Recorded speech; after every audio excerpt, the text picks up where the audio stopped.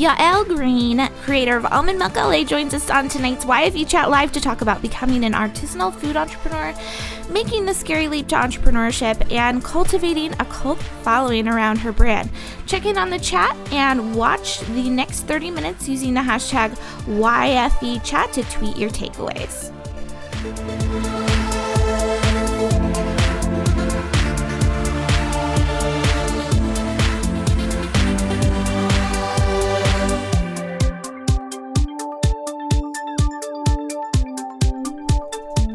Hi everyone, you're watching another YFE Chat Live. I'm your host, Jennifer Donogh. You can tweet me using the hashtag YFE Chat, and of course, at Jennifer Donogh is my Twitter username. So tonight, like I said, our guest is Yael Green. I pre-recorded this because I'm going to be having a baby anytime now, and I cannot tell you how much I just adore the Almond Milk LA brand, and I think you guys are going to absolutely fall in love with it yourself if you haven't already.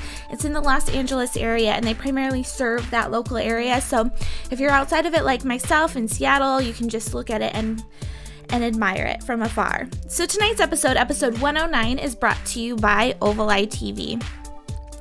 Oval Eye believes in building community through shared experiences. We produce professional live webcasts that bring tribes together. And by MailChimp. MailChimp is the best way to design, send, and share email newsletters. You can get started today at MailChimp.com for free. And don't forget to sign up for our mailing list over at yfe.me/mailed it. That's the best way to stay in touch with everything Young Female Entrepreneurs is doing. One of the big things that I have everything set up for is the daily action calendar. So if you go to dailyactioncalendar.com, you can see our new website.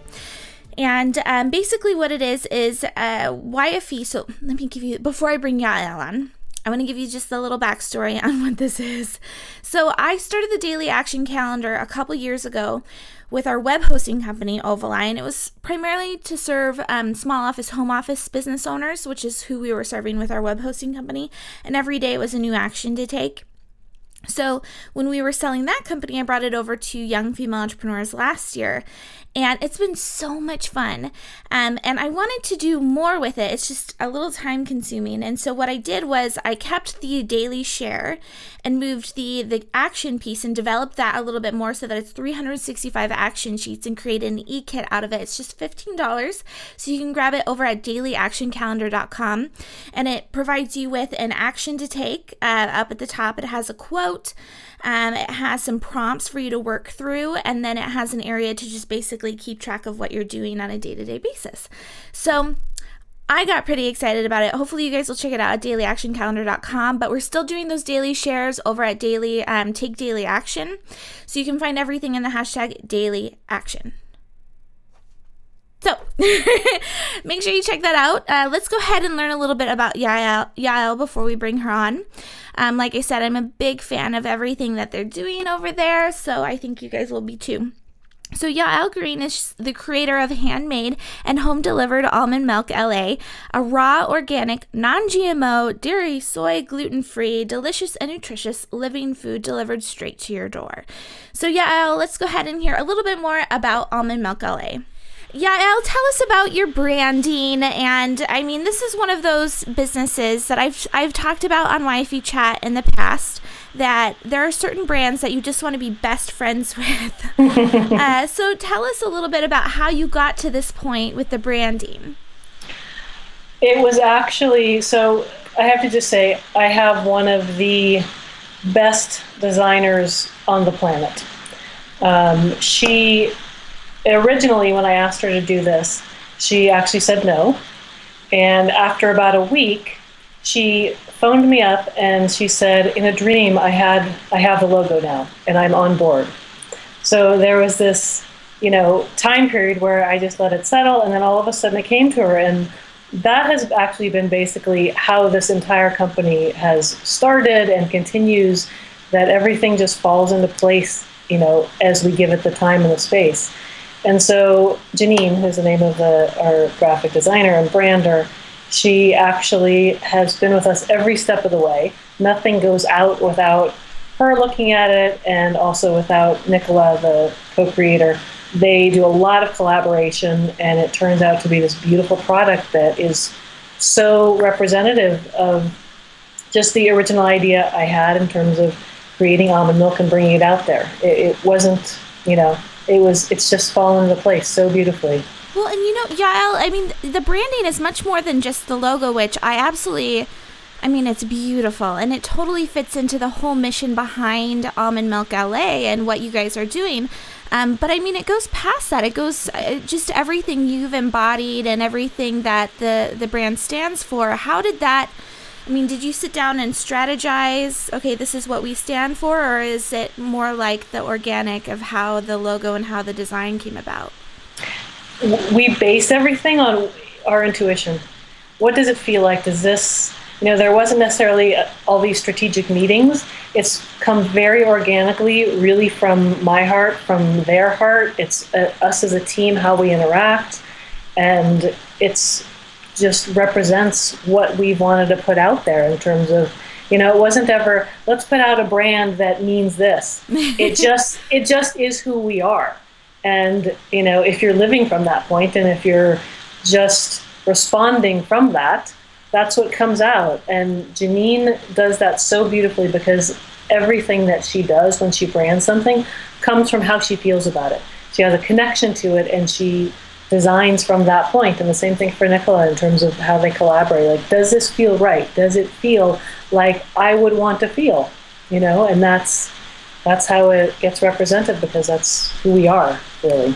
Well, I love that. And, I follow a few women that are in the Los Angeles area, and YFE Chat for the last few weeks has been featuring entrepreneurial women in the Los Angeles area. And a lot of you come back with very similar answers as far as the branding goes. And for whatever reason, I'm very much attracted to following you guys, and especially on your Instagram accounts. And so I wanted to ask you about that, because Almond Milk LA has thousands of followers, and you guys make almond milk. It's not like you're doing anything super sexy, yet people really respond to it. So I wanted to find out more about how you capture like things that are happening in your farmers market, what the strategy is behind you showing off your brand using that specific platform. Right. Clearly this is not brain surgery, right? Anyone can make almond milk. So it is a large part of what purpose are we serving in community? And part of the way we do that is to represent, especially recently we've done a lot of rebranding. So we represent our community. Everyone wants to see themselves out there. And so that's part of what we do. Anyone that buys almond milk, we love just featuring that. From the first, when we did the first festival we ever did was a huge yoga festival in Joshua Tree. And it was all about featuring who bought the almond milk, because these are the people actually that we're grateful for, that we want to represent, that we want to show out there, that everyone drinks almond milk. So we do that. The farmers market's one of the best places. Every event that we go to, we really focus, on how the product gets into people's hands. And, part of it certainly is, how we do the setup. We show that. And we love bringing in just the same energy that we bring to the product, because we make our product in a very specific way. And there are some other things that's not just in, a manufacturing plant, but, it's what energy, who touches the almonds, who produces it, what energy do they have, all the way to who sells it, and how does that get to our customers. So I think that entire line is represented in what we do in Instagram. And it's just an outpouring of, what the images that we get to see. It's like when I go to the farmer's market and I sell there, I get to see these people enjoying it and loving it, and that's what we want to represent is, how does a product that is just you could buy anywhere, how does that get out and represent, the love and all of the caring and health and all those pieces that we want to be putting in the world, because that's what creates health in this world. Well, see, and I love that about you guys. I'm just such a big fan, and I've never actually bought your product, I should say, because I'm up in the Seattle area, and you guys are very much local. So the interesting thing that I love about this is that I am an almond connoisseur. So the way that I found out about Almond Milk LA initially was because I did a Google search for raw almonds, because I had done some research on on pasteurization of almonds, and I was looking for a farmer that I could purchase in bulk almonds from that hadn't been pasteurized. And I know there's a lot of laws around how almonds are sold today. And I thought, so I found you guys through like a blog post or an article or something, and you had visited the farm that you purchased the almonds from and actually saw them take the almonds from the trees, right? Yeah. Which I thought was so cool. And then, but I love homemade almond milk. I love, hand-pressed almond milk. There is something so different. I mean, first of all, it doesn't have, what's it called? The carrageenan? That's how you correct. pronounce it? So it's a total different consistency. And when you make it and it's fresh, it has a nice, like a latte foam type of a thing with it. It's just delicious. So anyway, I wanted to find out, now that we've been talking about your brand and about Instagram and what you guys really stand for, more about the actual food product, because you've been just recently named a top 10 artisanal food entrepreneur or company in the Los Angeles area. So what makes you different from the other almond milks out there?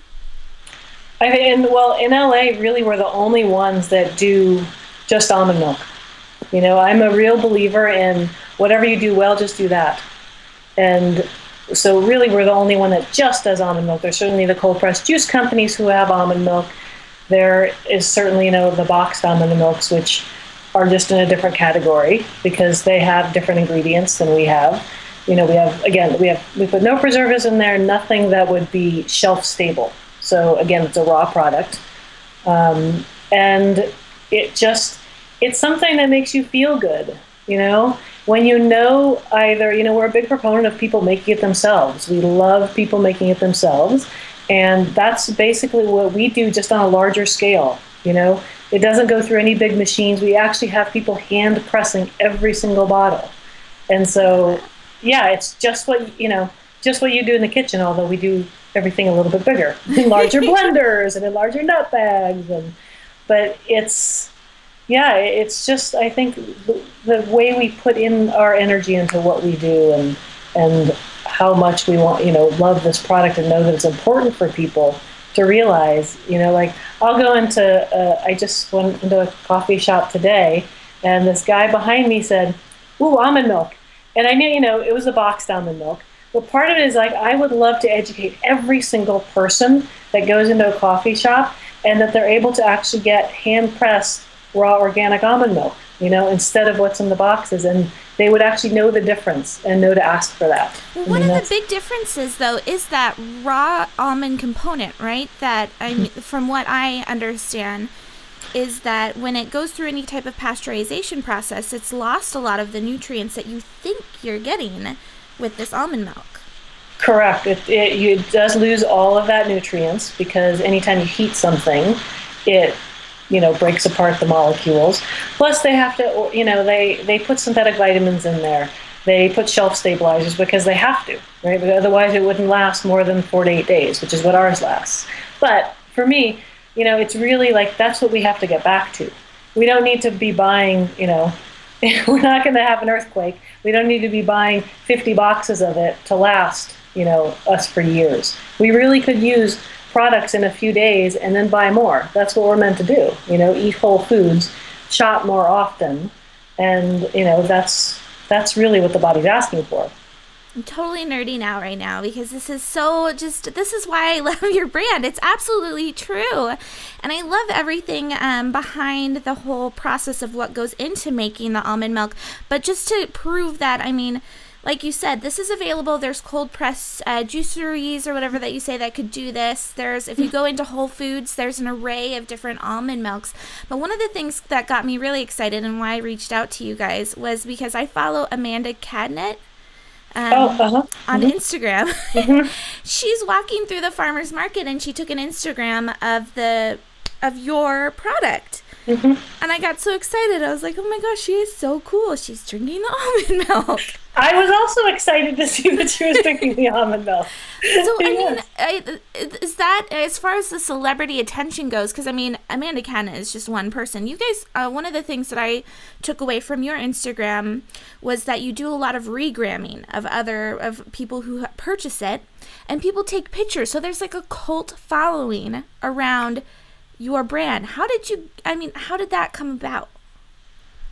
I think it's partly because of just, what the brand, somehow this brand is supposed to be out there. And I mean, for me, when I think about this brand, we just really nurture it and, we shepherd it. It has its own life. It does its own thing. And we all trust that it will continue because it's supposed to be out there. I don't really take any ownership of it. It is what it is. It needs to be out there. So I think that's a big piece of it, is that when something's supposed to be out in the world, it just starts to, manifest in the ways that it manifests. So, yeah. And we're in some very key places, we're in markets and, that would attract that population. So, yeah. Well, yeah, and we had philosophy Sophie Jaffe on not that long ago, and she said something very similar, that she's very fortunate to be in an area where there's just a lot of influential people. And she was saying she goes for a walk and she sees Larry King. So it must be nice. But yeah, I have to say, it's great to have these celebrities, and and I have all these names, and I'm honestly not a celebrity person, even though I grew up in LA. But the people that I really appreciate are the people from day one that have ordered it every week. They're just like you and I, that take it out of their budget to, and know that this is important. Those are the people that I really am so grateful for, because they actually made this company what it is. I love that. So now, as far as partnership goes and getting recognized and really fulfilling your mission, you guys have done a few things with other companies. So you, for example, the delivery portion of your company is through Good Eggs. And then you also have worked with a few other brands as far as bringing those brands together and really using or leveraging each other's audiences. Could you give us a couple examples or maybe how those partnerships came about? The Good Eggs story I actually love, because I was looking online and I found Good Eggs in San Francisco. And just to give a quick little blurb, Good Eggs is a local mission-driven company that focuses on artisanal food businesses like myself. They don't do huge, large companies, but they are really connected with health and how do we get good food out there. And so when I saw them in San Francisco, I thought, I wish they'd come to Los Angeles, but probably not. San Francisco is so cool. We won't have that down here. But I emailed them, and 5 months later, they sent me an email and they said, we want to meet with you. We're coming down to LA. And then awesome. And we were their first vendor on the site, and we've been with them ever since. And the people that work there are they do the same thing that we do. It's an amazing partnership. If you can get them on, they are phenomenal what they're doing in the LA area. And it's been a really beautiful partnership with them. And then and through them even, I've met so many other artisanal food vendors. And those are the people that actually have become some of my best friends, to be honest with you. They're the ones that I call up and I say, this is what's going on. What do you think? Because they've gone through it. Or, I have some connection that I can give to them. It's this circle of community that gets built.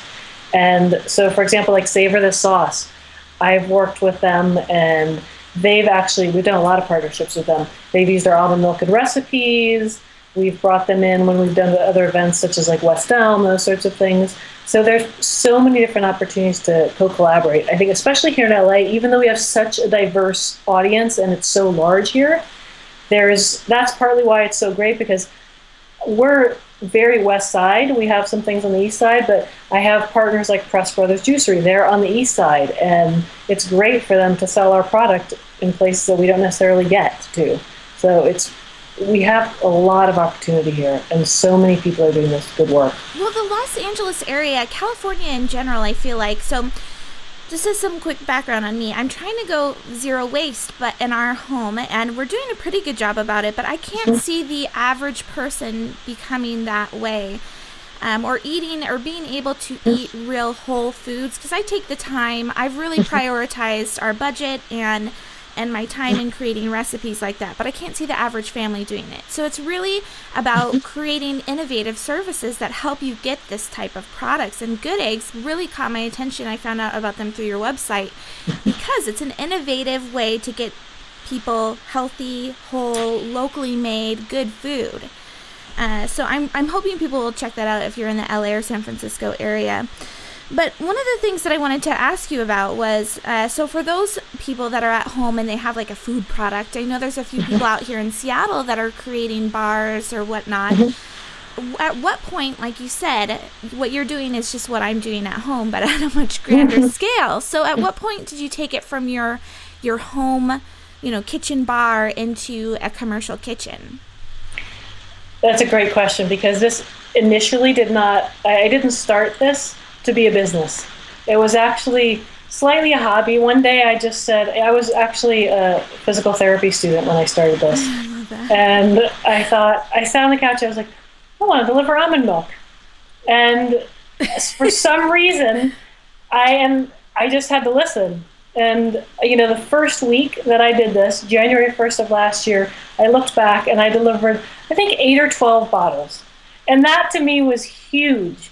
I mean, when I think of the amount that we do now and how it goes, it's so different. But there was a point where, I ended up going to Hawaii for a couple weeks as part of my physical therapy training. And we got an article in Daily Candy, and all of a sudden things started to shift. And that's when we had to go to a commercial kitchen, because you just can't, there's only so much space. And you also have to, go into production mode and go into a normal way of a food business. And that means being in a commercial kitchen. And so much so now that we've grown that we need our own kitchen space. Wow.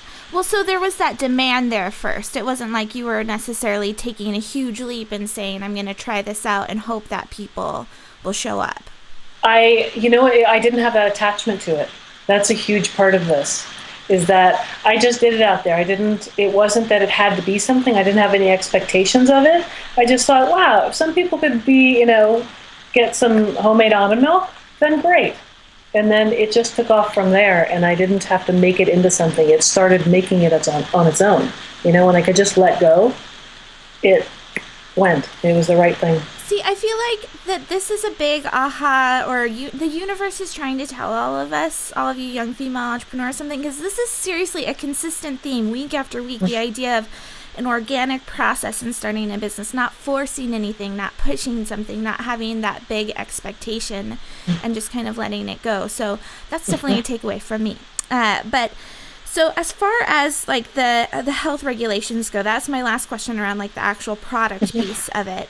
Like you said, a lot of products that are in our supermarkets have preservatives and certain things that keep it on the shelves. Is there anything that you guys had to do differently as far as making sure that you were up to health code?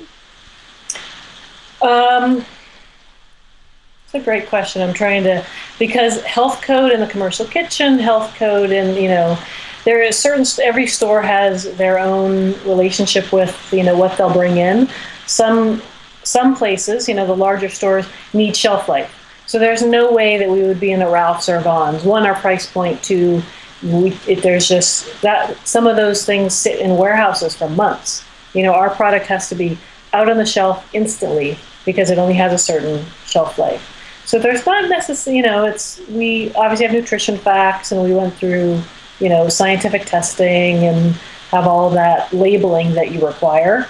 And then we just follow normal commercial kitchen standards in how we prep things, which means temperature control and clean spaces, everyone, having a food handler certification, all of those little things, which I actually, having never been in the food business, didn't know before I had to know about them. I researched everything. See, and how do you say that? Being naive is definitely a benefit for a lot of entrepreneurs, especially in the food industry. I've heard a lot of successful people say that basically at the beginning I didn't know, so I just went ahead and moved forward, and things just worked out the way that they were supposed to. Absolutely. So now you mentioned briefly that you were getting your doctorate in physical therapy, right? So first of all, tell us what your reaction from friends and family was when you said, I'm going to go from getting my doctorate to delivering almond milk. And then also, if you have any advice for any other young female entrepreneurs, I want to end with some type of, if you are making that big life transition, because that sounds like a huge life transition. That's a big commitment from going through studies to starting a business. What advice you'd give to her as far as how to get that started? Yeah, it took me a while. It's definitely been a process, and I have a master's and a bachelor's in business, so I have that, and then I've been pursuing physical therapy, and I spent almost 4 years before I stopped this. Actually, I was 2 months from actually finishing my PT degree, and I stopped doing that and decided because this was the opportunity and this was the time to harness this and take Almond Milk LA to the next level. So there are many people in my life that are so supportive, love the product, can see that this growth is going to continue. And then there are other people who I think, people at school and some family members who are nervous of me not finishing and think I need a backup and, say, just finish it and you can still do this. But that took probably 6 months for me to say I'm done, at least for now. And I need to continue on this path because these kinds of opportunities come once in a lifetime. And if you don't listen to them, you lose that opportunity to learn whatever you're going to learn. I mean, part of this is we do a lot of things in life because we need to learn, and it's part of our growth process. So this is a huge learning opportunity for me, and I'm glad that people get benefit from it as well. But I learn so much. So to really know that whether I fail or succeed, whatever that means at the end of this journey, I will have at least gone through this piece. And for me, it's less about you have to have some detachment from feeling secure. And the leap means that you don't know where the next step is going to be. You don't know where things are going to come from. And for me, that's one of the best places to be, even though it's the scariest. I know that something comes from it. I'm not going to just fall. So I took the leap. And I think one of the things that I can really tell people is that know that there's always going to be something there for you. And trust. Even though it's the scariest thing and it may not continue forever, if you just trust in the moment, there's going to be something beautiful and amazing that you never could have thought would be there at the other end by letting go. I have too many pregnancy hormones in me right now because I'm starting to cry. I think that's a beautiful message, and I'm sure a lot of people will really appreciate hearing that, Yael.